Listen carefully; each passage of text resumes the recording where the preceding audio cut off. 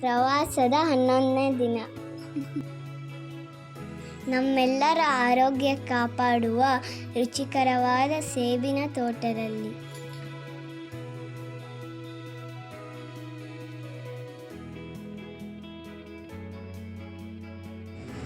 ಶ್ರೀನಗರದಿಂದ ಝೋಜಿಲ್ಲಾ ಪಾಸ್ನತ್ತ ಪಯಣ.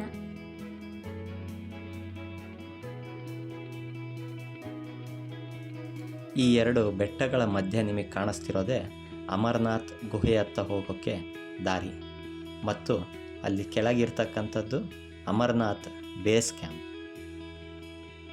ಆದರೆ ನಾವೀಗ ಹೋಗ್ತಾ ಇರೋದು 0 ಪಾಯಿಂಟ್ ಮತ್ತು ಝೋಜಿಲ್ಲಾ ಮೆಮೋರಿಯಲ್ ಕಡೆಗೆ.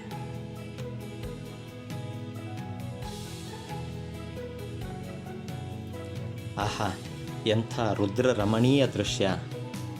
ಆ ಒಂದು ಹಿಮಚ್ಛಾದಿತ ಪರ್ವತಗಳನ್ನು ನೋಡಲಿಕ್ಕೆ ಏನೋ ಸಂತೋಷ. ಹಾಗೆ ಕಾರ್ನಿಂದ ಕೆಳಗೆ ನೋಡಿದರೆ ಅಬ್ಬಬ್ಬಾ ಪ್ರಪಾತ, ಭಯ ಆಗುತ್ತೆ. ಕಾಶ್ಮೀರನ್ನ ಭಾರತದ ಸ್ವರ್ಗ ಅಂತ ಏನಕ್ಕೆ ಕರೀತಾರೆ ಅಂತ ಇವಾಗ ಗೊತ್ತಾಯಿತು.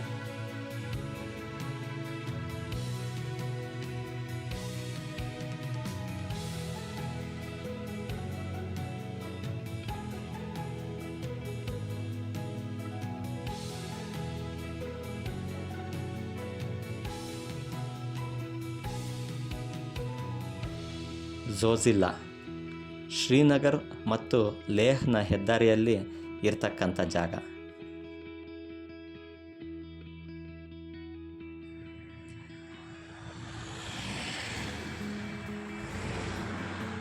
ಮತ್ತೊಮ್ಮೆ ಅಮರನಾಥ್ ಬೇಸ್ ಕ್ಯಾಂಪ್ನ ದೃಶ್ಯ. ನೀವಿಲ್ಲಿ ಕೆಳಗೆ ನೋಡ್ತಿದ್ದೀರಲ್ಲ, ಅದೇ ಜಾಗದಲ್ಲೇ ಅಮರನಾಥ್ ಹೋಗುವ ಯಾತ್ರಾರ್ಥಿಗಳು ಉಳ್ಕೊತಾರೆ.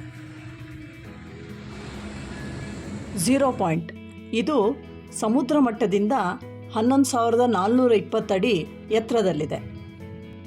ಶ್ರೀನಗರದ ಕಣಿವೆಗಳ ಮೂಲಕ ಲದ್ದಾಖಿಗೆ ಹೋಗೋ ದಾರಿ. ಈ ಹೆದ್ದಾರಿ ಜೂನ್ನಿಂದ ಅಕ್ಟೋಬರ್ವರೆಗೆ ಓಪನ್ ಇರುತ್ತೆ. ಚಳಿಗಾಲದಲ್ಲಿ ತುಂಬ ಹಿಮಪಾತ ಇರೋದ್ರಿಂದ ಕ್ಲೋಸ್ ಆಗಿರುತ್ತೆ. 0 ಪಾಯಿಂಟ್ನ ವಿಶೇಷತೆ ಏನಪ್ಪ ಅಂತಂದರೆ, ಇಲ್ಲಿ ವರ್ಷದ 365 ದಿನವೂ ಗ್ಲೇಷಿಯರ್ ಇರುತ್ತೆ. ಅಂದರೆ ಬೇಸಿಗೆ ಕಾಲದ ತುತ್ತ ತುದಿಯಲ್ಲೂ ಕೂಡ ಹಿಮ ಇರುತ್ತೆ ಅನ್ನೋದು ಇಲ್ಲಿ ವಿಶೇಷತೆ. ಇನ್ನು ಅಡ್ವೆಂಚರಸ್ ರೈಡರ್ಸ್ಗಂತೂ ಹೇಳಿ ಮಾಡಿಸಿದ ಜಾಗ. 0 ಪಾಯಿಂಟ್ನಿಂದ ಝೋಜಿಲ್ಲಾ ಪಾಸ್ನಿಂದ ಲದ್ದಾಖೆಲ್ಲ ಸುತ್ತಾಡ್ಕೊಂಬರ್ತಾರೆ.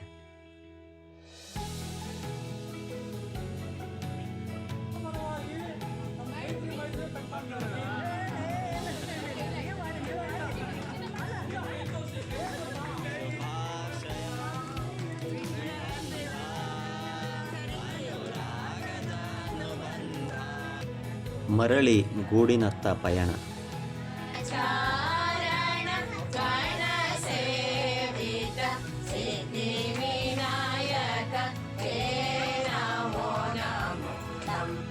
ಜಮ್ಮುವಿನಲ್ಲಿ TTD ನಡೆಸುತ್ತಿರುವ ವೆಂಕಟರಮಣ ದೇವಸ್ಥಾನ.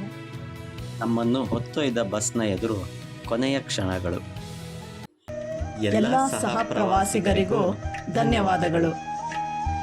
ಕಾಶ್ಮೀರ್ ಪ್ರವಾಸದ ಎಲ್ಲ ವಿಡಿಯೋಗಳನ್ನು ವೀಕ್ಷಿಸಿದ ತಮಗೂ ಧನ್ಯವಾದಗಳು.